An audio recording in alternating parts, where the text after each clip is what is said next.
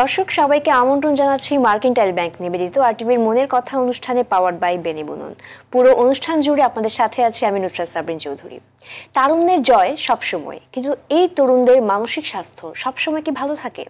নানাভাবে মানসিক সমস্যায় জর্জরিত বর্তমান সময়ের তরুণরা। ইন্টারনেটের সহজলভ্যতা, গেমের প্রতি আসক্তি, মাদকাসক্তি, অনুপরিবারগুলোর পারিবারিক বন্ধন ঠিক না থাকা, বিশেষ করে ডিজিটাল মোবাইল আসক্তি তরুণদের জীবনে নীরব ঘাতকের মতো ক্ষতি সাধন করে যাচ্ছে।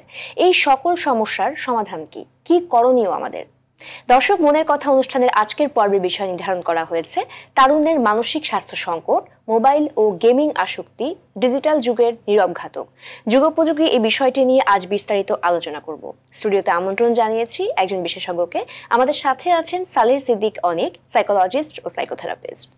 আসসালামু আলাইকুম, স্বাগতম আপনাকে। ওয়ালাইকুম আসসালাম, আপনাকে ধন্যবাদ। কেমন আছেন? ভালো আছি সব। জি ভাইয়া, আপনি তো একদমই প্রাইভেট ইউনিভার্সিটি, পাবলিক ইউনিভার্সিটি এবং ন্যাশনাল ইউনিভার্সিটির জায়গা থেকেও আসলে প্রফেশনালি কাজ করে যাচ্ছেন দীর্ঘ সময় যাবত। আমি যদি প্রথমেই জানতে চাই যে এই শিক্ষা প্রতিষ্ঠানগুলোতে বর্তমানে তরুণদের মানসিক স্বাস্থ্যের অবস্থাটা আসলে কেমন বাংলাদেশের প্রেক্ষাপটে? আচ্ছা, খুব চমৎকার একটা প্রশ্ন। আমার কাছে যেটা মনে হচ্ছে এই মুহূর্তে কাজ করতে গিয়ে, সেটা হচ্ছে যে এই জায়গাটাতে কিছু কিছু জায়গায় মিল রয়েছে, কিছু কিছু জায়গায় অমিল রয়েছে। যেমন যেটা বললেন পাবলিক, প্রাইভেট, জাতীয় বিশ্ববিদ্যালয়, কিছু কিছু জায়গায় মিল যেটা, সেটা হচ্ছে যে যেমন অ্যাংজাইটিতে ভুগছে অনেকেই, কেউ কেউ ডিপ্রেস হয়ে পড়ছে, কেউ কেউ মোবাইলে আসক্ত হয়ে পড়ছে, এই জায়গাটাতে মিল আছে। অমিল রয়েছে হচ্ছে যে পারিবারিক বন্ধনের ক্ষেত্রে কারো কারো পারিবারিক বন্ধনটা খুব দৃঢ় থাকার ফলে সেটার সংকটগুলো কাটিয়ে উঠতেছে। কারো কারো আবার দেখা যাচ্ছে যে পারিবারিক বন্ধনটা এতটা ঠুনকো বা দুর্বল, তার যে সমস্যাগুলো আছে সেই সমস্যাগুলো সে শেয়ার করতে পারছে না, ফলে তারা তুলনামূলকভাবে কিন্তু বেশি পীড়ায় ভুগছে বা সমস্যায় ভুগছে। আবার কারো কারো ক্ষেত্রে হচ্ছে যে ফিনান্সিয়াল ডিফিকাল্টিস, এটা সাধারণত পাবলিক বিশ্ববিদ্যালয়ে যারা পড়ে তাদের ক্ষেত্রে আমি দেখি যে ওদের একটা ফিনান্সিয়াল ডিফিকাল্টিস থাকে। তো একটা নির্দিষ্ট টাকা নিয়ে ওরা হয়তো ঢাকাতে এসছে, তারপরে খরচের জায়গাটা কিভাবে হবে সেটা একটা বড় দুশ্চিন্তার কারণ। এবং ডেফিনেটলি ফিনান্সিয়াল ডিফিকাল্টিজ কিন্তু অলওয়েজ একটা মানসিক দুশ্চিন্তা তৈরি করে। তো সেই জায়গা থেকে তারা বের হতে পারে না। আবার কেউ কেউ আছে যে খুব অতিরিক্ত খরচ করে ফেলে, এটা যে কোনো প্রতিষ্ঠানেরই হতে পারে। অতিরিক্ত খরচের প্রবণতাও অনেক সময় তার ভিতরে মানসিক সমস্যা তৈরি করে, কারণ সে অনেক ভালো আর্ন করছে। যারা কলেজে পড়ছে তারা করোনাকালীন সময় 6, 7, 8-এ ছিল, যারা বিশ্ববিদ্যালয়ে পড়ছে তারা 9, 10-এ ছিল, এই লেভেলের। আচ্ছা, এখন সমস্যাটা হচ্ছে যে এই সময় কিন্তু অন্য সময়ের মতো ছিল না। 2-2.5 বছর ওরা কিন্তু ডিফিকাল্ট একটা টাইম পাস করেছে। ফলে ওরা যেটা করেছে, ওরা হচ্ছে মোবাইলের প্রতি ডিপেন্ডেন্সিটা অনেক বেড়ে গেছে সময় কাটানোর জন্য, ঘরের বাইরে বেরোতে পারে নাই। এই ডিপেন্ডেন্সিটা এখনো রয়ে গেছে। যে রয়ে গেছে আগের মতো, এইটা হচ্ছে ক্ষতি করছে। কারণ হচ্ছে কেউ কেউ এত ফোনে ডিভাইস ইউজ করছে, আমাকে কেউ কেউ বলে যে স্যার যখন ক্লাস না থাকে, রুমে থাকে, শুধু ফোনই দেখি। ফোন দেখতে দেখতে কি হয় যে রাত 3টা বেজে যায়, ঘুমাই রাত 3টা-4টার সময়, সকালবেলা ক্লাস থাকে, ক্লাস করতে পারি না। এইটা আবার কমন সমস্যা। এই সমস্যাটার কথা বলেন, এটা আমি 3টা ফর্মে এটা পেয়েছি, যে পাবলিক ইউনিভার্সিটি, প্রাইভেট ইউনিভার্সিটি এবং জাতীয় বিশ্ববিদ্যালয়ের ক্ষেত্রে, যে ওরা সকালে ক্লাসটা মিস করছে। তার মানে যে আর্লি রাইজিং যে আমাদের একটা হ্যাবিট, পজিটিভ হ্যাবিট ছিল, যেটা আমাদের একটা প্রফুল্ল চিত্ত এনে দিত, সেটার থেকে কিন্তু আমরা দূরে সরে যাচ্ছি। ফলে স্বাভাবিকভাবে এটা তো মেন্টাল হেলথের উপর একটা প্রভাব ফেলছে। আবার ঘুম একটা বড় রকম প্রভাব ফেলে। ঘুম যেহেতু ঠিক মতো ঘুমাচ্ছে না, আবার ঘুমের টাইমিংটাও কিন্তু একটা ক্ষতিগ্রস্ত ব্যাপার। তো সেটারও একটা বড় রকম ইম্প্যাক্ট রয়েছে। মোট কথা হচ্ছে যে লাইফস্টাইল যে প্যাটার্ন তৈরি হয়েছে, সেই প্যাটার্ন থেকে যদি বের হতে না পারে, তাহলে কিন্তু দীর্ঘমেয়াদী একটা মানসিক স্বাস্থ্য ঝুঁকি রয়ে গেছে। কেউ কেউ হয়তো ওভারকাম করবে, কিন্তু কথা হচ্ছে এর মধ্যে যদি কেউ কেউ ওটার মধ্যে থেকে যায়, তাহলে কিন্তু আমি একটু দুশ্চিন্তায় আছি যে আগামী প্রজন্মটা আমরা আসলে যারা নেতৃত্ব দেবে আমাদেরকে, সেই জায়গাটা হয়তো ক্ষতিগ্রস্ত হয়ে যাবে, বা সঠিক নেতৃত্ব হয়তো আমরা সেই জায়গা থেকে পাবো না সব জায়গাতে। এই ক্ষেত্রে খুব সুন্দরভাবে পুরো বিষয়টা ভাইয়া বুঝিয়ে বলেছেন। এবং আমরা দেখছি যান্ত্রিক জীবনে কিন্তু আমরা এখন অনেকটুকু যন্ত্রের উপরও নির্ভরশীল। তথ্য প্রযুক্তির এই বিষয়টা আসলে আমরা এড়িয়ে যেতে পারি না, এবং সেটার কোনো সুযোগও নাই। কিন্তু এটার যে উপকারিতা জায়গাগুলো, সেগুলোকে আসলে আমরা অনেকটুকু ম্যানেজ করে বা ব্যালেন্স করে আসলে চলতে পারি না। সেই ক্ষেত্রে আসলে কোন এটার সাথে রিলেটেড কোন ধরনের মানসিক সমস্যাগুলো আপনি দেখতে পান? প্রথম কথা হচ্ছে যে তথ্য প্রযুক্তির ব্যবহার কিন্তু আমরা কখনোই বাদ দিতে পারবো না। এটা আমাদেরকে করতেই হবে, আমাদের প্রয়োজনেই করতে হবে। আমাদের স্ক্রিন টাইম আমাদের কতখানি থাকছে, বা আমরা স্ক্রিনে কি দেখছি। এখন যেটা হয় যে কেউ যদি শুধু সামাজিক যোগাযোগ মাধ্যমেই দিনে 10 ঘন্টা সময় কাটায়, তাহলে তার তো একটা নেগেটিভ ইম্প্যাক্ট রয়ে গেছে। এখন এটা কিভাবে ইম্প্যাক্ট ফেলবে? যখন সে 10 ঘন্টা সময় কাটাবে সে তখন অন্যের পোস্টগুলোকে খেয়াল করবে যে কে কি পোস্ট করলো। আর আমরা সবাই কমনলি জানি যে আমরা আমাদের কষ্টের বিষয়গুলো কম শেয়ার করি, আমাদের ভালো মুহূর্তগুলোকে বেশি করে সোশ্যাল মিডিয়ায় শেয়ার করি। ফলে আমি ভাবতে পারি ওর লাইফস্টাইলটা ওই রকম, আসলে কিন্তু ওরকম না, সে অনেক কষ্টে আছে, সে তার কষ্টের কথাগুলো বলতে পারছে না, আর আমি ভাবছি যে ও কত সুখে আছে এবং ও সুখে আছে সমসাময়িক আমি কেন সুখে নাই, সেই জায়গাটা একটা বড় রকম প্রভাব ফেলছে। আর এই ডিভাইসে থাকা সবচেয়ে বড় অপকারিতা হচ্ছে যে আমরা যে সোশ্যাল ইন্টারাকশনের কথা বলছি, যে একটা মানুষের সাথে একটা মানুষের যে সম্পর্ক, কথা বলা, এর ফলে দেখা যাচ্ছে যে রিলেশনশিপ ডিফিকাল্টিস তৈরি হচ্ছে। এটা ফ্রেন্ডের মধ্যেও যে খুব ছোট্ট একটা বিষয় সেটা নিয়ে খুব বড় ঝগড়া হয়ে যাচ্ছে, বছরের পর বছর কেউ কথা বলছে না। তার মানে হচ্ছে এইটারও কিন্তু একটা নেগেটিভ ইফেক্ট আছে। কারণ আমি যখন আমার ইমোশনগুলোকে সঠিকভাবে বা নিজের মতো করে আমার কারো পরিচিত কারোর সাথে শেয়ার করতে পারো, এটা হতে পারে পজিটিভ ইমোশন, হতে পারে নেগেটিভ ইমোশন। হয়তো আমি কোনো বিষয়ে কারোর সাথে রাগ করেছি, সেটা আমার এক ক্লোজ ফ্রেন্ডকে আমি শেয়ার করছি, যখন আমি শেয়ার করলাম তখন কিন্তু অটোমেটিক্যালি হিলিংটা হয়ে গেল। এখন এই যে হিলিং এর প্রসেস থেকে কিন্তু আমি বঞ্চিত হচ্ছি, কারণ এরকম আমার ক্লোজ কেউ নাই। আমি বাবা মার কাছে অনেক বিষয় শেয়ার করতে পারি না, অনেক সময় আমি আমার নিজের ছোট বোন বা ভাইয়ের কাছে আমার অনেক বিষয় শেয়ার করতে পারি না। যেমন এই মুহূর্তে আমার এক স্টুডেন্টের কথা মনে পড়লো, ওর লাইফে রিলেশনশিপ ডিফিকাল্টিসে যাচ্ছে। এখন সেই জায়গাটা তো ধরলাম যে বাবা মার সাথে শেয়ার করা যায় না, কিন্তু বোনটার সাথে তো শেয়ার করা যায়। কিন্তু যে বাবাই হোক, বোনটার সাথে একই বিছানায় একই রুমে ওরা কিন্তু ঘুমায় দুইজন, কিন্তু ওই যে একটা মানসিক দূরত্ব থাকার ফলে ওর কষ্টের জায়গাগুলোকে শেয়ার করতে পারছে না। ফলে সে যখন রুমে একা থাকতেছে, কান্না করতেছে, আবার যখন কেউ আসতেছে তখন হয়তো ডিফারেন্ট একটা সিচুয়েশনে চলে আসতেছে। কিন্তু যদি ওর বোনটার সাথে একটু মন খুলে শেয়ার করতে পারতো যে আমার এই সমস্যাগুলো হয়েছে, ওর ভিতরে হিলিংটা তৈরি হওয়ার একটু ভালো লাগতো। আর 2 নাম্বার হচ্ছে বোনও কিন্তু কিছু কিছু বিষয় শিখতে পারতো, ওর ভিতরে কিছু এক্সপিরিয়েন্স আসতো যে না, একটা রিলেশনশিপ টিকিয়ে রাখার জন্য আমাকে এই বিষয়ের প্রতি যত্নশীল হতে হবে। ফলে আলটিমেটলি পুরো জেনারেশনটাই ক্ষতিগ্রস্ত হচ্ছে। আর আমাদেরকে যেটা করতে হবে, একটু যত্ন বাড়াতে হবে, এটা পরিবারের পর্যায়ে থেকে যেমন করতে হবে, সাথে সাথে ইনস্টিটিউশন থেকে করতে হবে। যেমন রিসেন্ট আমার ইউনিভার্সিটিতে আমার ভিসির সাথে কথা হচ্ছিল, যে উনি আমাকে গাইড করছিলেন যে আমি এই টাইপের কিছু ওয়ার্কশপ বা ট্রেনিং করাতে পারি কেন স্টুডেন্টের, এবং আমি কিন্তু অলরেডি কাজ শুরু করেছি আমার ইনস্টিটিউশনে বা আমার ইনস্টিটিউশনগুলোতে, যে ওকে কিভাবে কাজ করা যায়। তো এটা একটা দীর্ঘমেয়াদী প্রক্রিয়া, এই প্রক্রিয়ায় সবাইকে অংশগ্রহণ করতে হবে এবং সাপোর্টটা দিতে হবে। যখন আমরা প্রপারলি সাপোর্টটা দেব তখন কিন্তু আস্তে আস্তে করে আমরা খানিকটা হলেও ডিফিকাল্টিস থেকে বের হয়ে আসতে পারবো। আমাদের স্টুডেন্টরা বা আমরা যাদেরকে তরুণ প্রজন্ম বলছি, নতুন প্রজন্ম বলছি, তারা আরো সোশ্যাল হবে, আরো সামাজিক হবে এবং অংশগ্রহণমূলক কার্যক্রমে ওরা কিন্তু নিজেদেরকে করবেন, নিয়ে আসতে পারবে, পার্টিসিপেট করতে পারবে। ফলে ডেফিনেটলি পজিটিভ ইফেক্ট কিন্তু পড়বে আমাদের লাইফে বা আমাদের সমাজ ব্যবস্থার মধ্যে। একদমই তাই। ভাইয়া তখন বলছিলেন যে পারিবারিক যে বিষয়টা, সেখান থেকে কিন্তু আসলে অনেকটুকু সমস্যা সমাধানও হয়, আবার সমস্যা কিন্তু অনেক বাড়তেও থাকে।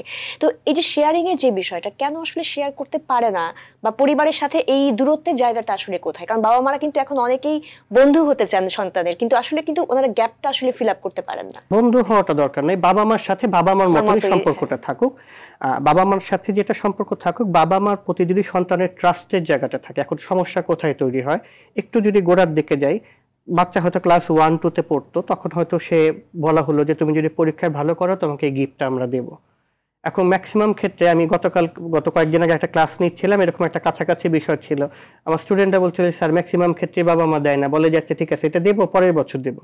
এবং সাইকেল কিনে দেওয়ার বললো তুমি এখনো ছোট আছো, তোমার 2টা বছর যাক তারপরে সাইকেলটা কিনে দেবো। অথচ কিন্তু ও কিন্তু পারফরমেন্সটা শো করেছে। তার মানে যেটা হলো যে অভিভাবকরা সচেতন ভাবে যেন এই আমরা যেটা কমিটমেন্ট গুলো করেন, যে কমিটমেন্ট গুলো করছেন সেই কমিটমেন্ট গুলো যেন রক্ষা করা সম্ভব হয়। প্রয়োজনে ছোট ছোট কমিটমেন্ট করা, যে বড় কমিটমেন্টে গিয়ে দরকার নাই, বা বাচ্চা এখনো ছোট আছে ওকে সাইকেল আর একটু পরে কিনে দিবে, সেটা সে করতেই পারে। কিন্তু প্রতিশ্রুতি দিয়ে যখন আমরা প্রতিশ্রুতি রাখছি না, তখন কিন্তু মিসট্রাস্টের ইস্যুটা তৈরি হচ্ছে। ফলে আমরা এখানে এটা রিওয়ার্ড না হয়ে এটাকে পানিশমেন্টের মতো হয়ে যাচ্ছে, যে বাবা মা কথা দিলে কথা রাখে না। এই যে গ্যাপটা শুরু হলো, এটা যখন সন্তান বড় হতে থাকে তখন সে কিন্তু মাঝে মাঝে 2-1টা বিষয় শেয়ার করে দেখে যে বাবা কি রিয়াক্ট করতেছে, মা কি রিয়াক্ট করতেছে।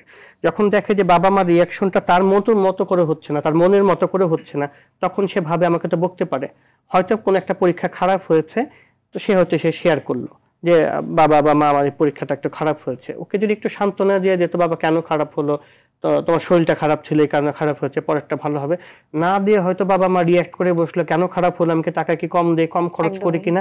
ফলে সে এই পরীক্ষা সংক্রান্ত বিষয়ে যে শেয়ার করতে হবে এটার থেকে কিন্তু সে দূরে সরে আসলো। সে তখন আস্তে আস্তে গোপন করে তার সিজিপিএ কত হচ্ছে বা পারফরমেন্স কেমন হচ্ছে সেগুলো আস্তে আস্তে শেয়ার করা কমিয়ে দিল। আচ্ছা, তারপরে হচ্ছে তার সাথে হয়তো অনেকের সাথে বন্ধু ফ্রেন্ড তৈরি হচ্ছে। এখন বাবা মা কিন্তু তাদের লাইফের অভিজ্ঞতা শেয়ার করে সন্তানের সাথে যে কেমন ফ্রেন্ড সার্কেল তার দরকার, সেই জায়গাটা কিন্তু একটা গুরুত্বপূর্ণ ব্যাপার। কিন্তু এই যে এর মধ্যে হয়তো একটা দুষ্ট প্রকৃতির ছেলে মেয়ে থাকতে পারে যার ফলে ওর লাইফে সমস্যা হতে পারে, সে যে শেয়ার করবে এই জায়গা থেকে ভয় পায়। তো ওই যে ট্রাস্ট ইস্যুটা যদি আমরা প্রপারলি তৈরি করতে পারি, বাবা মা হিসেবে ট্রাস্টের জায়গাটা, যে তুমি যাই করো এটাকে বলে আনকন্ডিশনালি অ্যাকসেপ্ট করার যে ব্যাপারটা, যে তুমি ভুল করলেও আমি তোমার বাবা, আমি তোমার মা অ্যাকসেপ্ট করব, তুমি ঠিক করলো তো আমি তোমার সাথেই আছি, এবং তোমার যে কোনো বিপদে আমি তোমার পাশে এসে দাঁড়াবো।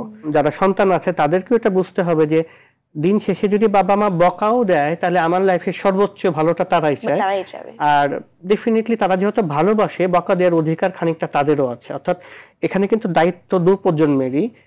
আমাদের যারা সিনিয়র যারা আমরা আছি তাদের যেমন যাদের যে দায়িত্ব যে তাদের মিসট্রাস্ট যেন তৈরি না হয় এটা ইনশিওর করা, সন্তান যেন আমাকে বিশ্বাস করতে পারে সেই জায়গাটা নিশ্চিত করা, আর সন্তানদের কাজ হচ্ছে বাবা মাকে বিশ্বাস করা, এটা বিশ্বাস করা যে বাবা মা আমার সর্বোচ্চ ভালো চায়। ভাই আমরা এখন এই প্রজন্মকে নিয়ে বেশিরভাগ সময় জানতে পারি বা আমরা বিভিন্ন কেসেও আসলে দেখতে পাই যে কোপিং স্কিলটা আসলে হয়তো অনেক কম, সহজে মানিয়ে নিতে পারছে না, ব্যর্থতা মেনে নিতে পারছে না, কিছু হলেই সে হয়তো বিভিন্ন ধরনের মানসিক সমস্যায় পড়ছে, সেলফ হার্ম থেকে শুরু করে অ্যাডিকশন অনেক কিছু আসলে আমরা দেখতে পাচ্ছি। এর কারণটা আসলে কি? আচ্ছা, একটা বিষয় যদি আমরা খেয়াল করি, যেমন আমি কারোর সাথে একটা আলোচনা করছিলাম যে আমরা একটা সময় এরকম ছিল যে আমি যে জেনারেশনে আমি ছোটবেলায় মোবাইল ফোন পাইনি, আমার আগের জেনারেশন তো ওরা, আমি তো তাও দেখেছি ছোটবেলায় মোবাইল ফোন, ওরা হয়তো সেটা দেখেও নাই, মোবাইল ফোনের ব্যাপারটা কনসেপ্টটা আসেই নাই। আমি যখন ইউনিভার্সিটিতে আসি 2000-2001 সালের দিকে বিশ্ববিদ্যালয়ে যখন ভর্তি হই, তখন এসে আমি মোবাইল ফোনের ব্যবহারটা আমার লাইফে শুরু হলো। এবং শুরুর দিকে কি ছিল, টেকনোলজি ছিল হচ্ছে বাটন ফোন, সো ওইখানে ফোন করা ছাড়া ওই রকম কোনো কাজ ছিল না। কিন্তু টেকনোলজি আগালো, 2005-এর দিকে এসে আমরা দেখলাম যে অ্যান্ড্রয়েড ফোনগুলো চলে এসছে, বা উন্নত ফোন যেখানে ছবি তোলা যায়, গান শোনা যায়, তার মানে ডিজিটালাইজেশনের শুরু হলো।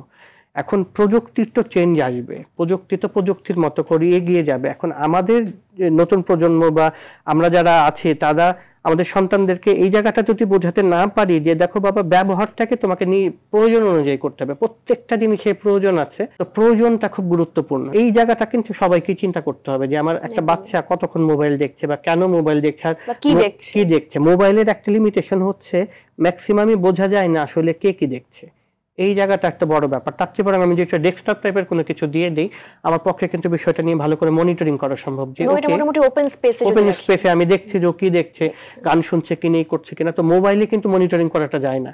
আমি ইদানিং একটা দুইটা বাচ্চা পাচ্ছি যে তারা খুব ভয় পায়। আচ্ছা, ভয় পায় কেন? বাচ্চার বয়স কিন্তু খুব একটা বেশি না, আমার কলিগ হয়তো শেয়ার করছে আমার সাথে যে বাচ্চার বয়স 3-4 বছর, সে বাচ্চাটা ভয় পায়। কিন্তু আমার কথা হচ্ছে বাচ্চা ভয় পাওয়াটা শিখলো কোথা থেকে? পরে আমি যখন ঘাটাঘাটি করলাম, আলোচনা করতে করতে দেখলাম সে অনেক রিল দেখে র্যান্ডমলি, এই রিলের মধ্যে কিছু ভৌতিক রিল আসে, সেটা দেখে সে ভয় পায়। তার মানে ভয় কিন্তু লার্ন করার একটা বিষয়, যেটা বাচ্চাটা নর্মালি না শুনে। এটা আমরাও কিন্তু ভয়টা লার্ন করেছি। কিভাবে লার্ন করেছি? যে দাদি দাদার কাছে, চাচার কাছে, ফুপুর কাছে ভয়ের গল্প শুনে ভয়টা লার্ন করেছে, ভূতের গল্প শুনেছি। এটা তার মানে এটা কিন্তু আবার আমাদের কগনিটিভ ডেভেলপমেন্টের ক্ষেত্রে বড় ভূমিকা রেখেছে। যে আমরা চিন্তা করতাম, যেমন যেটা একটা চিন্তা করেন যে হাট্টিমাটিম টিম, তারা মাঠে পারে ডিম। এখন হাট্টিমাটিম টিম জিনিসটা কি 40 বছর আগে কিন্তু কোনো ছবি ছিল না আমি যখন হাট্টিমাটিম টিম পড়েছি। তো ফলে কি হয়েছে, আমার একটা কল্পনার রাজ্য ছিল যে হাট্টিমাটিম টিমটা কি, এদের ডিমটা কিরকম হয়। কিন্তু এখন কি হয়, ডিজিটাল ফিগারে হাট্টিমাটিম টিমের একটা ছবি হয়ে গেছে, এরা কিরকম ডিম পারে সেগুলো হয়ে গেছে। ফলে বাচ্চাদের কল্পনা করবে, কল্পনা শক্তির বিকাশ ঘটবে এই কবিতাটা থেকে, সেই সুযোগটা থেকে কিন্তু বাচ্চা বঞ্চিত হচ্ছে। ফলে ডেফিনেটলি বাচ্চার ডেভেলপমেন্ট কিন্তু ক্ষতিগ্রস্ত হচ্ছে। এখন ও শিখছে, ও একটা মানে একটা কিছু ফিগারও পেয়ে যাচ্ছে প্রথম থেকে, ওর ভিতরে তো কল্পনা করে দেওয়া সব জিনিস চোখের সামনে দেখছে, তো তার ভিতরে ক্রিয়েটিভিটি আসবে কি করে? এটাই কিন্তু মানে ইনডিরেক্টলি বাচ্চাদের ক্রিয়েটিভিটি তৈরির ক্ষেত্রে ভূমিকা রাখে। আর বাচ্চা তো আস্তে আস্তে বড় হবে, প্রত্যেকটা স্তরেই এই ক্রিয়েটিভিটির একটা ভূমিকা থাকবে। একদমই ছোট থেকেই আসলে একটা মানসিক বিকাশ বা কল্পনা শক্তির, আবেগের বিকাশ, যে বিষয়গুলো শুরু হয়ে থাকে, সেখানে শিক্ষা প্রতিষ্ঠানের ভূমিকাটা আসলে কেমন থাকে? যদি একটা স্কুলে প্রপার একটা কালচারাল একটা এনভায়রনমেন্ট থাকে, তখন কিন্তু বাচ্চারা খুব পজিটিভিটির মাধ্যমে বড় হতে থাকে। যে পয়লা বৈশাখ আসছে, স্কুলে একটা প্রোগ্রাম হবে, বাচ্চাকে একটা কবিতা মুখস্থ করতে হবে। পয়লা বৈশাখ আসছে, একটা শাড়ি পরে যেতে হবে, ছোট বাচ্চা হোক বা ছেলে হলে একটা পাঞ্জাবি পরে যাবে, বা পয়লা বৈশাখের জন্য আলাদা একটা লুকস থাকবে। তার মানে হচ্ছে ও কি করতেছে, আমার নিজস্ব যে সংস্কৃতি আছে সেই সংস্কৃতির সাথে পরিচয় হচ্ছে, ওর সাথে সোশ্যাল ইন্টারাকশন হচ্ছে। যে না, এই দিন কোনো বিদেশি মিউজিকের সাথে নাচা যাবে না, দেশি মিউজিকের সাথে করতে হবে, সো দেশি গানগুলো বাজছে। আচ্ছা, একটু একটা ভাইব দিচ্ছে যে আমার একটা নিজস্ব সংস্কৃতি আছে, আমি বিশ্বায়নের সাথে যেমন তাল মিলাচ্ছি, সাথে সাথে আমার নিজস্ব যে সাংস্কৃতিক সত্তা আছে তো সেটার সাথে আমি চর্চা করছি এবং সেটার সাথে আমি একাত্ম ঘোষণা করছি। এখন এটার জন্য স্কুলগুলো কিন্তু, শিক্ষা প্রতিষ্ঠানগুলো বড় ভূমিকা রাখে।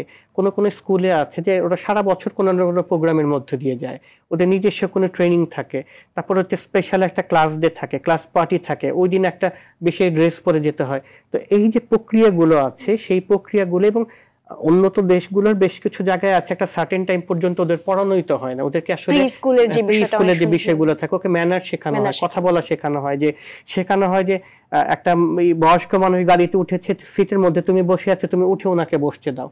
তো বাচ্চার ভিতরে যদি নৈতিকতা ডেভেলপ তো এই যেগুলো যেটা আমরা ডেভেলপ করে করে বাচ্চাদের বড় করতে থাকবে, এবং কলেজেও ঠিক তাই, ইউনিভার্সিটিতেও তাই। ইউনিভার্সিটি থাকবে হচ্ছে একটা উৎসবমুখর জায়গা, এখানে ছেলে মেয়েরা ক্লাসরুমে থাকবে, পড়বে, ঠিক আছে, কিন্তু এই যে কালচারাল অনেক ক্লাব থাকতে হবে, স্পোর্টস ক্লাব থাকতে হবে, কালচারাল ক্লাব থাকতে হবে, ডিবেটিং ক্লাব থাকতে হবে, প্রত্যেকটা ক্লাব তাদের মতো করে পারফর্ম করবে, প্রত্যেকটা সেমিস্টারে তাদের একটা স্পেশাল অ্যাক্টিভিটি থাকবে। ফলে কি হবে, স্টুডেন্টদেরকে বাধ্য করতে হবে তোমরা অন্তত একটা ক্লাব করবা, তোমরা পছন্দ করলে আরো একটা। নৈতিকতা, মূল্যবোধ, মানসিকতা চর্চার জায়গাটা অনেক বেশি, সাংস্কৃতিক বিকাশের চর্চাটা অনেক বেশি থাকা দরকার। আমরা এই বিষয়ে আরো শুনবো ছোট্ট একটা বিরতির পর। দর্শক, মার্কেন্টাইল ব্যাংক নিবেদিত আরটিভির মনের কথা অনুষ্ঠান থেকে এই মুহূর্তে নিয়ে নিচ্ছি ছোট্ট একটি বিরতি। সময়ের গুরুত্বপূর্ণ এই বিষয়টি নিয়ে আরো অনেক কথা শুনবো বিরতির পর। পাওয়ার্ড বাই বেনিবুনন। কোথাও যাবেন না, আরটিভির সাথেই থাকুন। বিরতির পর সবাইকে স্বাগত জানাচ্ছি মার্কেন্টাইল ব্যাংক নিবেদিত মনের কথা অনুষ্ঠানে পাওয়ার্ড বাই বেনিবুনন। আজকের পর্বের বিষয় তারুণ্যের মানসিক স্বাস্থ্য সংকট, মোবাইল ও গেমিং আসক্তি, ডিজিটাল যুগের নীরব ঘাতক। আলোচনা স্টুডিওতে আছেন সালেহ সিদ্দিকী অনেক, সাইকোলজিস্ট এবং সাইকোথেরাপিস্ট। ভাই, আমরা যে বিষয়টা বলছিলাম শিক্ষা প্রতিষ্ঠানের অনেক ভূমিকা, বিভিন্ন জাতীয় দিবস আছে, সেখানেও অনেক ধরনের আসলে সাংস্কৃতিক চর্চা বা জাতীয় যে চেতনার জায়গাগুলোতে আসলে আমরা অনেকটুকু চর্চা করতে পারি। পরিবারের যে বিষয়টা থাকে, যে অভিভাবকরা অনেক সময় মনে করেন যে এটা আসলে সময় নষ্ট, কারণ আমরা কন্টিনিউয়াসলি জিপিএ 5 বা রেজাল্টের একটা প্রতিযোগিতার মধ্যে সবসময় থাকি, যে বিশ্বায়নের এই যুগে আমরা মনে করি যে এইটুকু মানেই কিন্তু আমরা অনেকটুকু সময় আসলে হয়তো পিছিয়ে পড়লাম। সেখানে বাবা মার ভূমিকাটা আসলে কেমন হওয়া উচিত? চমৎকার প্রশ্ন, এটা একটা সময় উপযোগী প্রশ্ন, যে আসলেই আমি আপনার সাথে একমত। অভিভাবকদের ধারণা যে পড়াশোনাই বেশি করবে, অন্য কিছু করবে না, ফলে বাচ্চারা পড়াশোনায় ভালো হলো কিন্তু তার ভিতরে মানবিক গুণাবলী তৈরি হলো না। আমি আমার ক্যারিয়ারের প্রথম দিকে একটা কেসের কথা মনে আছে, যে বাংলাদেশের খুবই স্বনামধন্য শিক্ষা প্রতিষ্ঠান থেকে পড়াশোনা করা, এবং সবচেয়ে স্বনামধন্য 2টা শিক্ষা প্রতিষ্ঠান থেকে পড়াশোনা করা, এবং খুবই প্রতিষ্ঠিত, আর্থিকভাবে খুবই সলভেন্ট একটা পরিবার, এবং সে নিজে আর্থিকভাবে অনেক কি বলবো যে আর্থিকভাবে স্বাবলম্বী একজন মানুষ। যেটা হয়েছে, সে প্রথম বিয়ে করেছে, ডিভোর্স হয়ে গেছে, দ্বিতীয় বিয়ে করেছে, ডিভোর্স হয়ে গেছে, এবং তৃতীয় বিয়েতে সমস্যা হচ্ছে। এখন কথা হচ্ছে যে এর কারণটা কি? কারণটা হচ্ছে যে বাবা শেয়ার করছিল যে আমার ছেলেটা আসলে অনেকটা ব্রয়লার মুরগির মতো। তো আমি ওই সময় অনেক ছোট ছিলাম বিধায় ওনাকে প্রশ্ন করতে পারি নাই যে এই ব্রয়লার মুরগিটা আপনি যে বললেন এটা আসলে কিভাবে তৈরি করলেন। এটা তো ডেফিনেটলি আপনি ওকে কোথাও বের হইতে দেন নাই, কোথায় খেলতে দেন নাই, কারোর সাথে মিশতে দেন নাই, সোশ্যাল স্কিলগুলো ওর ভিতরে ডেভেলপ করা নেই, ফলে ওর ভিতরে ওটা তৈরি হয়েছে। সে কি করেছে, তার কাছে মনে হয়েছে যে পড়াশোনার রেজাল্ট ভালো করলে সবাই প্রশংসা করে, সে রেজাল্ট ভালো করেছে, সে এইচএসসিতে ভালো রেজাল্ট করে বেস্ট ইউনিভার্সিটিতে চান্স পেয়েছে, সেখান থেকে ভালো রেজাল্ট করে আরেকটা ইউনিভার্সিটি থেকে আরেকটা বড় ডিগ্রি নিয়েছে, সে তাকে তো সবাই প্রশংসা করছে। তার ভিতরে ফিজিক্যালি সে হয়তো মানসিকভাবে গ্রো করেছে, কিন্তু সেটা মানসিকভাবে গ্রো করে নাই। একটা সম্পর্কের ভিতরে মানসিকভাবে গ্রো করাটা অনেক ইম্পর্টেন্ট। যে বউ তো অনেক সময়, মানে যেটা হয় ওয়াইফের কথা বলছি, যে সবসময় কিন্তু সবাই আর্থিক সুবিধাটা চায় না, একটু সময় চায়, সময়টাকে বের করতে হয়। সেটা কি করে বের করতে হবে? হ্যাঁ, আমার কাজের ব্যস্ততা থাকতে পারে, কিন্তু মাঝে মাঝে তো সময়টা বের করা দরকার আছে। বছরে একবার কোথাও যদি আর্থিক সামর্থ্য থাকে আমি ঘুরতে যেতে পারি, এটা দোষের কিছু না। মাসে একবার ভালো কোথাও বসে রেস্টুরেন্টে একদিন খেতে যেতে পারি, এটা দোষের কিছু না। এরকম যে ছোট ছোট বিষয়, যে তার ভালো লাগা মন্দ লাগার যে বিষয়গুলো, সেগুলো তো আমাদের জানা দরকার। কমিউনিকেশনটা অনেক ইম্পর্টেন্ট, যে কোয়ালিটি টাইমটাতে আমরা আসলে কোয়ালিটি টাইমটা ইম্পর্টেন্ট। যে এর ফলে কি হয়, যে পজিটিভ ইন্টারাকশন ডেভেলপ করে। বাবা মা যদি দেখে যে বাবা মার সাথে ভালো সম্পর্ক, সন্তানের ভিতরে সম্পর্ক নিয়ে একটা ইতিবাচক ধারণা তৈরি হয়। সন্তানের যদি ছোট যারা আছে তারা যদি দেখে যে আমার যারা ভাই বোন আছে, তারা ফুপা বা অন্য অন্য আত্মীয় স্বজন আছে, এক্সটেন্ডেড ফ্যামিলি, তাদের সাথে আমার পরিবারের ভালো সম্পর্ক, সে তখন অন্য সবার সাথে মিশতে সাহস পায়। মানে এগুলো কিন্তু একটার সাথে একটা লিঙ্ক। যে এক্সাম্পলটা দিলাম, যে আমি যদি আমার সন্তানকে বসিয়ে রাখি, কারোর সাথে খেলতে না দেই, বকে যাবে, নষ্ট হয়ে যাবে, এই চিন্তাটা করতে থাকে, হ্যাঁ চিন্তা করার কারণ আছে, কিন্তু কথা হচ্ছে যে আমি তো নিয়ন্ত্রিতভাবে তো এটাকে নিয়ন্ত্রণ করতে পারি। অর্থাৎ আমি দেখছি যে যেমন আমি তো বাচ্চাটাকে ছাদে নিয়ে যেতে পছন্দ করতেছি, আমি না পারলে আমার ওয়াইফ নিয়ে যাচ্ছে, কারণ হচ্ছে যে ছাদে পুরো অ্যাপার্টমেন্টে বাচ্চারা সব বিকেল বেলা এসে খেলাধুলা করে, অন্তত 8-10টা সমবয়সী বাচ্চার সাথে বাচ্চাটা খেলতে পারছে, দৌড়াদৌড়ি করছে, গতকাল একটু ব্যথাও পেয়েছে, পাক না, ঠিক আছে, কি হবে, এটাও দরকার আছে যে তার মানে যে আমি যখন একটা গ্রুপে যাব তখন যদি আমি একটু দেখে শুনে না থাকি আমি একটা ব্যথা পেতে পারি, কষ্ট পেতে পারি। ক্রাইসিস ম্যানেজমেন্টটা তো শেখা দরকার আছে, যদিও সব ক্ষেত্রে হয়তো ঠিকভাবে করতে পারি না, কিন্তু কথা হচ্ছে চেষ্টা তো করতে হবে। তারপরে যখন আমরা দেখবো একটা সাকসেস আসতেছে, সেই জায়গাটা ইম্পর্টেন্ট। বাচ্চার ফার্স্ট হওয়াটা ইম্পর্টেন্ট হচ্ছে যে সে টিকে থাকতে পারতেছে কিনা ঠিক মতন। সোশ্যালাইজেশন, সামাজিকরণ প্রক্রিয়াটাও একটা প্রসেস, এইটাকেও আমাদের ছোটবেলা থেকে আস্তে আস্তে করে রপ্ত করতে হবে। যেমন আমি একটু ইন্ট্রোভার্ট টাইপের ছিলাম, কিন্তু আমি চেষ্টা করতে করতে খানিকটা হলে ইন্ট্রোভার্টনেস থেকে বের হয়ে আসতে পেরেছি। আমি আমার নিজের কথা বলছি, সুতরাং এটা হতে পারে যে অন্য মানুষের ক্ষেত্রে তার ভিতরে ইন্ট্রোভার্টনেস আছে, কিন্তু কাজ চালানোর জন্য যতখানি দরকার আমি কিন্তু আমার ভিতরে ততখানি ডেভেলপ করতে পেরেছি। ইটস এ প্রসেস, এটা আমি একদিনে পারি না। এটা আমি এটা নোটিস করেছি আমি যখন কলেজে পড়ি তখন, তারপরে আমি কাজ করা শুরু করেছি, আমি হয়তো বিশ্ববিদ্যালয় লেভেলে সেই জায়গা থেকে বের হয়ে আসতে পেরেছি। এরকম করে প্রত্যেকটা মানুষের সামনে অনেক চ্যালেঞ্জ আছে। আমি আমার অনেক স্টুডেন্টকে দেখি যে ক্লাসে কোনো কথা বলে না, টোটাল ক্লাস আওয়ারে কথা না বলে থাকে, এবং তরুণদের মাঝে কিন্তু এখন সোশ্যাল অ্যাংজাইটিটা অনেক বেশি আমরা দেখতে পাই। ঠিক তাই। তার মানে ওরা অ্যাংজাইটি কাজ করে, হয়তো মনে মনে ভাবে যে কি কোশ্চেন করবে, কোশ্চেন করলে কি মনে করবে, সবাই হাসবে কিনা, কিন্তু কাদের সামনে সে কোশ্চেন করতেছে, যাদের সামনে কোশ্চেন করতেছে সবাই তার ক্লাসমেট, হয়তো একটা হাসলো, কিন্তু এই যে মানে এটা বলে ট্রায়াল অ্যান্ড এরর থেকেই কিন্তু সে শিখলো যে কিভাবে কোশ্চেন করা যেতে পারে।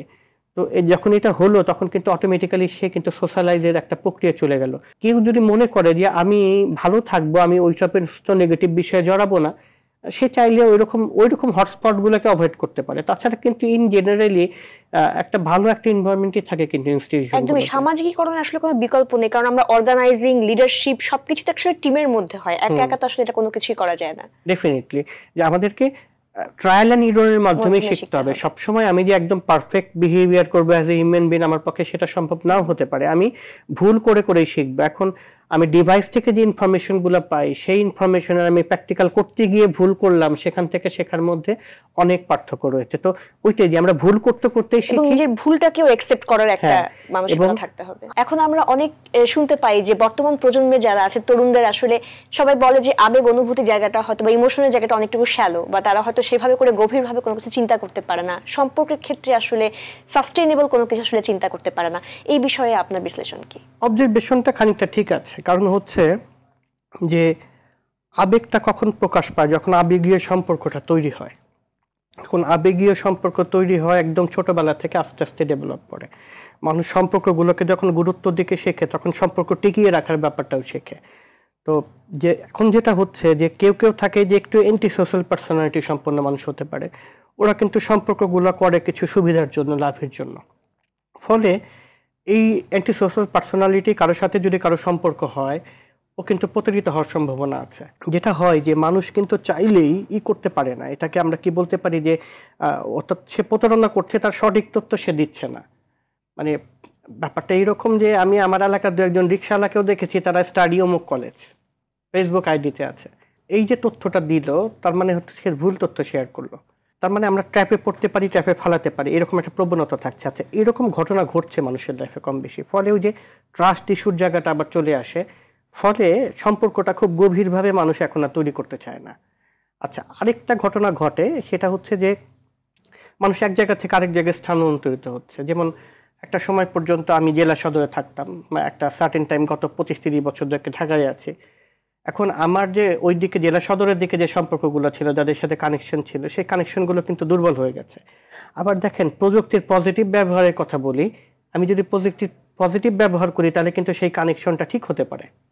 যেমন আমার মনে আছে লাস্ট ঈদের দিন আমার এক ফ্রেন্ড, উনি সৌদি আরবের একটা দুবাইয়ের একটা হসপিটালে কর্মরত, তো উনি আমাদের গ্রুপে একটা গ্রুপ কল দিয়েছে। তো আমি রিসিভ করলাম, দেখলাম যে সাথে 7-8টা ফ্রেন্ড জয়েন করলো। একজন পুলিশ অফিসার, ওর পোস্টিং ঢাকার বাইরে, ও জয়েন করলো। আরেকজন ডাক্তার আছে, ও জয়েন করলো। আরেকজন ইঞ্জিনিয়ার আছে, ও জয়েন করলো। পরে দেখলাম যে 7-8 জনের সুন্দর একটা গ্রুপ তৈরি হয়ে গেছে, এবং আমরা 5-7 মিনিট গল্প করলাম, তারপরে ফোন রেখে দিলাম। তো this is the positive example of using technology, যে আমার ফ্রেন্ডের সাথে অনেকদিন কথা হয় না, কথা বলে ফেললাম। কিন্তু এখন যেটা হচ্ছে, যে কোশ্চেনটা আপনি করলেন যে কেন গভীর হয় না, যে এই কানেকশনটা তাদের ভিতরে পজিটিভলি নাই। অর্থাৎ আমার ভালো মুহূর্তগুলো, আজকে ঈদের দিন আমার একজন ফ্রেন্ড আমার সাথে তার ভালো মুহূর্তগুলো শেয়ার করলো, আমি আমার ভালো মুহূর্তগুলো শেয়ার করলাম, আমাদের পরিবারের সবাই কেমন আছে ধারণাগুলো এক্সচেঞ্জ করলাম, কারো কোনো সমস্যা আছে কিনা, সবাই ভালো আছে কিনা, তার মানে একটা পজিটিভ ইন্টারাকশন গ্রো করলো। কিন্তু এখন কি হয় যে একটু আত্মকেন্দ্রিকতা তৈরি হয়েছে। আর একটা বিষয় হচ্ছে রোমান্টিক রিলেশনের একটা লিমিটেশন আমি সবসময় দেখি, সেটা হচ্ছে যখন কোনো রোমান্টিক রিলেশন তৈরি হয় তার যে ফ্রেন্ডলি রিলেশনগুলো আছে সেগুলো দুর্বল হয়ে পড়ে, কারণ হচ্ছে সে ওই রোমান্টিক রিলেশনেই ফোকাস করে। ম্যাক্সিমাম ক্ষেত্রেই তো রিলেশনগুলো যেহেতু সাকসেসফুল হয় না আমার অভিজ্ঞতায়, তো তখন কি হয়, তখন যখন সে ফিরে আসে তখন সে দেখে সে একা হয়ে গেছে, অর্থাৎ তার ইমোশনগুলো শেয়ার করার জন্য তখন সে লোক খুঁজে পায় না। আবার কেউ কেউ আছে, আমার বেশ কিছু স্টুডেন্ট বা ক্লায়েন্টের মধ্যে দেখেছো যে প্রবণতাই হচ্ছে যে একটা রিলেশন ব্রেকআপ হবে আরেকটা রিলেশনের মধ্যে জড়িয়ে পড়বে, ফলে যে একটা রিলেশনের মধ্যে ডিপলি এনগেজ থেকে ওটাকে যে সামনের দিকে সে সফল করবে সেই দিকে ফোকাস না করে সে প্রেজেন্টের দিকে ফোকাস করে, ফলে ওই যে সূক্ষ্ম বিষয়গুলোতে খেয়াল না করার কারণে, মনোযোগ না দেওয়ার কারণে ছোট বিষয় নিয়ে ঝগড়া লেগে আপার সেপারেশন হচ্ছে। আচ্ছা, এতে করে কিন্তু দুজনেরই ক্ষতি হচ্ছে। বিশেষ করে আমরা ক্লায়েন্টদের ক্ষেত্রে দেখি যে ওদের ভিতরে একটা মানে কনফিডেন্স লেস হয়ে যাচ্ছে, ওরা কনফিডেন্সটা থাকছে না যে আমি কারোর সাথে রিলেশন মেনটেন করতে পারি, এর একটা দীর্ঘমেয়াদী প্রভাব রয়েছে। আচ্ছা, আরেকটা বিষয় হয় যে যখন এই রিলেশনগুলো ব্রেকআপ হয় তখন কিন্তু আরও সে যে এটাকে বলবো যে প্রযুক্তির উপর নির্ভর হয়ে পড়ে, তার বেশি খারাপ লাগার অনুভূতি, সে হয়তো স্বাভাবিকভাবে দিনে একটা গানও শুনতো না, সে সারাদিন গান দেখে মুভি দেখে সময় কাটাচ্ছে, ফলে এইটার আবার কিছু ফিজিওলজিক্যাল সিমটম দেখা যায়, আবার মেন্টাল সিমটম দেখা যায়, মাথা ব্যথা করতেছে, অনেকে ঘুম হচ্ছে না, এগুলোর সাথে একটার সাথে একটা রিলেটেড হয়ে মানে আমি বলবো যে একটা জটিল অবস্থা তৈরি করে। তো এই জায়গা থেকে বের হওয়ার একটা উপায় আমার কাছে মনে হয় যে লাইফটাকে সহজ করে দেখা, লাইফটাকে জটিল করে দেখা না, সম্পর্কগুলো যে সম্পর্কটা যেরকম তাকে অত খাতির যত্ন করা। আমি একটা রিলেশনশিপ সার্কেল ক্লাসে সবসময় পড়াই বা আলোচনা করি, সেটা হচ্ছে যে সম্পর্কের ক্লোজ থেকে ডিস্টেন্স, যে আমার লাইফের সবচেয়ে ক্লোজ কে, আমার লাইফের সবচেয়ে ক্লোজ হচ্ছে আমার ওয়াইফ, আমার 2টা বাচ্চা, আর আমি আমার বাবাকে রাখতে পারি, মা যেহেতু মারা গিয়েছে। তারপরে কে ক্লোজ আছে, আমি আমার ভাইকে রাখতে পারি, আমি আমার শ্যালককে রাখতে পারি, এরকম 1-2জনকে রাখতে পারি। তার লাইফে আমার সব ক্লোজকে, আমার সবচেয়ে একটা ক্লোজ ফ্রেন্ড আছে তাকে রাখতে পারি, তারপর হচ্ছে আমার 2-1জন ক্লোজ রিলেটিভসকে রাখতে পারি। তারপরে সার্কেল কি, তারপরে সার্কেল হচ্ছে আমার কমন রিলেটিভস আছে কিছু, আমার কিছু ক্লাস ফ্রেন্ড আছে যাদের সাথে উঠা বসা আছে, ওরা এরকম করে। কিন্তু একদম সবচেয়ে দূরের যে সম্পর্কটা সেটা হচ্ছে যে আমাকে সে চেনে না কিন্তু আমি চিনি, লাইক আমার প্রিয় শিল্পী, সে তো আমাকে চেনে না। আচ্ছা, তো ফলে কি হচ্ছে দেখেন এটা কিভাবে হয়, সম্পর্কটা কিভাবে প্রভাবিত করে। যেমন আমি আমার ব্যক্তিগত একটা অভিজ্ঞতা শেয়ার করি। আয়ুব বাচ্চু স্যার মারা যাওয়ার আগে একটা কনসার্ট উনি করেছিলেন, সেই কনসার্ট আমার ইউনিভার্সিটি একটা কনসার্ট ছিল, ইউনিভার্সিটির কনভোকেশন উপলক্ষে। তো আমি ওনাকে রিসিভ করে বসিয়েছিলাম, ওনার সাথে কথা বলেছি, ছবি তুলেছি, তো তারপরে ছবিটা শেয়ারও করেছি যে আমার প্রিয় শিল্পীর সাথে। তো উনি যখন মারা গেলেন, ওনার সাথে ওই একদিন কথা হয়েছে, কিন্তু মানে সারাটা দিন যে আমার মনের ভিতরে কষ্ট লাগছে, খারাপ লাগছে। বা আমার আরেকজন প্রিয় শিল্পী যখন লাকি আকত মারা গেলেন, স্যার যখন মারা গেলেন, মানে এই যে আমি এখনো বলতে যে আমার ভিতরে একটা খারাপ লাগার অনুভূতি তৈরি হচ্ছে। ওনাদের লাকি আকত স্যারের সাথে আমার জীবনে কথা হয় নাই, বাট আই ফিল কানেক্টেড, ওনার গানগুলোর সাথে আমি কানেক্ট ফিল করেছি। এই যে কানেকশনটা, তার মানে আমাকে ওই কানেকশনটা ওনাকে আমাকে মনে করাচ্ছে, ওনার প্রতি আমার একটা পজিটিভ ফিলিংস তৈরি হচ্ছে। তো আর যে আমার ক্লোজ, আমার মার কথা যখন বলবো, যখন আমার সন্তানদের কথা বলবো, তখন তো আমার ভিতরে আরো অনুভূতি তৈরি হবে। সম্পর্কের গাঁথনিগুলো আসলে এভাবে করেই আমাদের তৈরি হওয়া উচিত। সম্পর্কের গাঁথনির প্রতি যদি আমরা যত্ন নিই, যে সম্পর্ক যেরকম, আমি বলি যে যেমন আমার একটা সবার একটা কমন সম্পর্ক হচ্ছে পাড়ার দোকানদার, ওর সাথে ভালো সম্পর্ক সুবিধা কি জানেন? আপনি রিক্সা থেকে নেমেছেন, ওভার থেকে নেমেছেন, ভাঙতি নাই ভাঙতি দিয়ে দিবে। প্রত্যেকটা ছোট ছোট সম্পর্ক আমাদের দৈনন্দিন জীবনে যেগুলো তৈরি হয় সেগুলোকে আসলে যত্ন করার একটা জায়গা আছে। ভাই, আমরা একদম অনুষ্ঠানের শেষ পর্যায়ে চলে এসেছি, সর্বশেষ ছোট করে যদি একটু বলেন যে তরুণদের তাদের মানসিক স্বাস্থ্যের যত্নটা আসলে কিভাবে নেওয়া উচিত? ফার্স্টিং তাদেরকে যেটা করতে হবে, যেটা বললাম যে সম্পর্কের যে গাঁথনিটা, সেই গাঁথনিটার দিকে খেয়াল রাখতে হবে। যেমন আমি যদি ক্লাস দিয়ে সম্পর্কটাকে বোঝাই, একটা ক্লাসে তার 1-2টা খুব ভালো বন্ধু থাকবে যাদের সাথে সে সবকিছু শেয়ার করতে পারে, তার একটা কমন সার্কেল থাকবে, তার সাথে তার লাইফের যে কমন বিষয় আছে সেগুলো শেয়ার করবে, আর একটা সার্কেল থাকবে যাদের সে চিনবে, যে কোনো ভালো মন্দ তাদের সাথে হাই হ্যালো সম্পর্ক থাকবে। তার অনেক টিচার থাকবে, ওই সমস্ত টিচারদের মধ্যে থেকে 1-2জনের সাথে তার ইন্টারাকশন থাকবে, একাডেমিক বিষয়, ফিনান্সিয়াল বিষয়, এরকম কোনো সমস্যা হলে সে যেন তার ওই টিচারকে বিষয়টা শেয়ার করতে পারে। এটা গেল একটা ছোট পরিসরের ক্ষেত্রে। ফলে কি হবে যে ইউনিভার্সিটি রিলেটেড যে ইস্যুগুলো আছে সে কিন্তু সামলাতে পারবে, বা এই একাডেমিক যে ইনস্টিটিউশন রিলেটেড ইস্যুগুলো আছে সে ক্লাস করে নাই, ক্লাস লেকচারটা কেউ তাকে দিয়ে দিবে, সে গাইডলাইন্সটা পাবে। সে হয়তো একটা গুরুত্বপূর্ণ অ্যাসাইনমেন্ট রেডি করতে পারছে না, তার ফ্রেন্ড তাকে হেল্প করবে সেটা রেডি করার জন্য। It's a process. আচ্ছা, এইটা হচ্ছে 1 নাম্বার বিষয়। 2 নাম্বার বিষয় হচ্ছে আমাকে সেলফ কেয়ার করতে হবে। আমরা কিন্তু বর্তমান সময়ে যেটা করি না, সেলফ কেয়ার করি না, যেটাই করি নিজের প্রতি ইনজাস্টিস করি। যেমন আমি যে রাতে ঘুমাচ্ছি না, ঘুমানোর যে নর্মাল পিরিয়ডটাকে আমি ব্যাহত করছি, এটা তো আমি আমার সেলফ কেয়ারের বিপরীতে হয়ে গেল। আমি যখন প্রপারলি ঘুমাবো আমার বডি কিন্তু অটোমেটিক্যালি কাজ করার জন্য রেডি থাকবে, পরিশ্রম নেওয়ার জন্য রেডি থাকবে। সো তার মানে সেলফ কেয়ারটাকে নিশ্চিত করতে হবে, প্রপার খাবার খেতে হবে। যে আমরা অনেক সময় অনেক বেশি ডায়েট করে ফেলি, স্কিপ করছি আমরা।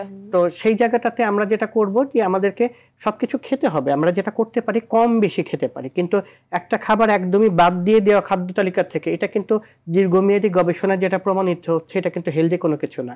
আমাদেরকে যেটা করতে হবে, হ্যাঁ, যেটার সাথে আমার অসুস্থতার সম্পর্ক আছে ওই খাবারটাকে আমি একটু কমিয়ে দিতে পারি। যেমন কারো যদি কোলেস্টেরল থাকে, ডায়াবেটিস থাকে, আমরা বলে বিফের কথা বলছি, সে 1-2 পিস খেতেই পারে, তার যদি বড় রকম কোনো সমস্যা নেই, কিন্তু খাবে না, কার্বোহাইড্রেট টোটালি অ্যাভয়েড করবে, তাহলে কিন্তু ইনডিরেক্টলি এটার একটা এনার্জি পাচ্ছে না কাজগুলো করে, সেটা এনার্জি পাচ্ছে না, দীর্ঘমেয়াদী একটা নেগেটিভ ইফেক্ট পড়বে। সো আমরা সেলফ কেয়ারের জায়গাটা নিশ্চিত করতে হবে। 3 নাম্বার যেটা হচ্ছে যে আমাকে যেটা করতে হবে, এমন কিছু হ্যাবিট তৈরি করতে হবে যার ফলে আমি আমার ভিতরে যখন খারাপ লাগার অনুভূতিগুলো তৈরি হয় তখন যেন ওই হ্যাবিটগুলো নিয়ে আমি আমার মধ্যে হ্যাপিনেস খুঁজে বের করতে পারি। শখের চর্চা করতে হবে। এক একজনের কাছে এক এক রকম। যেমন আমার বারান্দার মধ্যে অনেকগুলো গাছ আছে, ওখানে আমড়া গাছ আছে, লেবু গাছ আছে, মরিচ গাছ আছে, মানে অনেক বড় কিছু না, কিন্তু কথা হচ্ছে যে মাঝে মাঝে আমি কি করি যে খেতে বসছি দুপুরবেলা একটা লেবু পেড়ে নিয়ে আসলাম, এবং গতকাল আমার ওয়াইফ যে ডাল রান্না করেছে এটা আমার গাছের আমড়া থেকে, মানে গাছ থেকে আমরা কেটে নিয়ে পেড়ে নিয়ে তারপর টাটকা আমড়া দিয়ে ডাল রান্না করেছে। তো জাস্ট ডিফারেন্ট, এটা প্রতিদিন হয় না, কিন্তু মাঝে মাঝে হয়। আমার ভিতরে একটা পজিটিভিটি তৈরি হয়। আমি যখন কোথাও যাই 5-7 দিনের জন্য তখন ভাবি গাছগুলোতে কিভাবে পানি দেবো, সেটারও বিকল্প বের করেছি। একটা কানেকশন তৈরি হয়ে যায় আসলে। এই কানেকশনটা আমার যখন মনটা খারাপ হচ্ছে বা আমার যখন ক্রাইসিস সিচুয়েশনে আমি আছি, আমাকে কিন্তু স্থির হতে হেল্প করছে। তো পজিটিভ হ্যাবিটটাও গুরুত্বপূর্ণ আসলে। সবকিছু মিলেই আর একটা জিনিস শেষে যেটা বলতে চাই সেটা হচ্ছে যে মানে অ্যাজ এ হিউম্যান বিং আমাদেরকে মানুষকে ভালোবাসতে হবে, আমাদের নেচারটাকে ভালোবাসতে হবে। যখন আমি মানুষকে ভালোবাসবো তখন আমি তার প্রতি যেমন সদয় হব, আমি যখন নেচারকে ভালোবাসবো তার প্রতি সদয় হব। অনেক ধন্যবাদ। জি, অনেক ধন্যবাদ ভাইয়া। আশা করছি আজকের অনুষ্ঠান থেকে দর্শকরা অনেক বেশি উপকৃত হয়েছেন।